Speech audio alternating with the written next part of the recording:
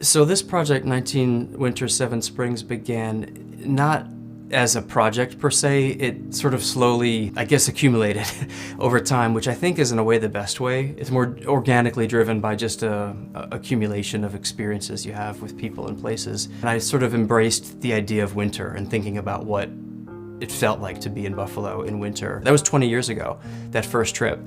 And so I would keep revisiting essentially in winter, but I eventually realized that the winter pictures became more compelling in when they were juxtaposed with spring or summer. So I started visiting, going back in summer and spring as well. But then there's also this idea in the work that I think becomes exciting when you have opposites butting up next against each other, when you have fire and ice, or when you have summer and winter. And then something strange happens that to me feels almost surreal, that in the midst of winter it feels like there's a blooming of something, but maybe also feel at times like a dream, and I think that's something I wanted to embrace with the work. So all of the works in the show are vertical, and I've worked that way for at least 10 years, where I will occasionally take a horizontal picture but never seem to use it. I love the photo book as a form, and when you take a vertical book and you place two images side by side that are vertical,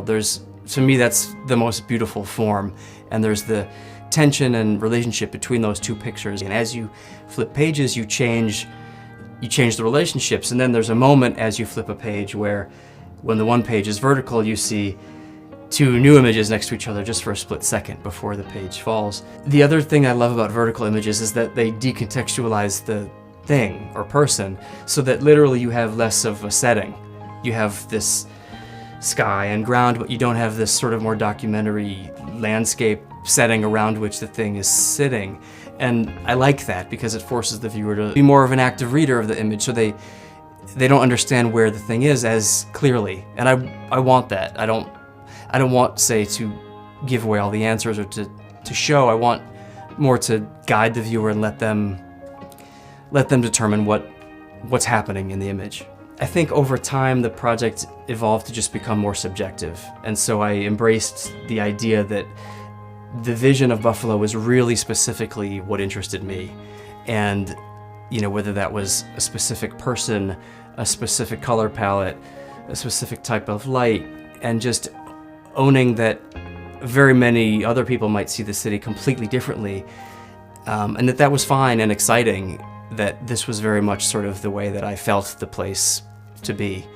And the work, I think, moved more in that direction. It's in a way a place I feel most confident photographing. It's also a place that I find most challenging to photograph. So for me, what's fascinating about photography, but also what others might say is problematic, is that it sits in this space somewhere between truth and fiction. I think of each photograph generally as telling some kind of truth that may even have some degree of objective truth in it, but I think of photography as tending to present a subjective truth as objective. And maybe as people become more photographically literate, with everyone becoming a photographer, more and more people understand this, but photographs really do manipulate reality. I mean, from the moment you put a frame around reality, you're deciding what's in and what's out, and you're excluding something, and from the moment you click the shutter, from the moment you choose which of the 100 versions to select, you've manipulated reality. And I don't mean manipulate in a negative sense, you manipulate reality in the way that a painter might interpret reality or manipulate reality. And that's what makes it interesting, and slippery. It's like a very slippery relationship to the truth. The portraits do tell you something about a person. I mean, in a literal sense, it's the light that's bounced off of them in the way that I've often directed them at the moment I've clicked the shutter. And in that sense, yes, it tells you something about the person and their appearance. But what interests me, for example, is when a person can display multiple or contradictory traits. If there's a portrait of a young man, for example, there's a quality of, say, toughness and also vulnerability that sometimes shows through. To me, that is beautiful and complicated and real. A picture that sort of denies one reality of a person in favor of another reality is what we tend to do when we make self-portraits with our cell phones, and that does not interest me. I tend to like the opposite, when there's something sort of that you can't quite work out. in a picture or in a face, and then the viewer has to figure out like what do they see, and maybe they see themselves in that, because that's what we all are these sort of balls of contradictions.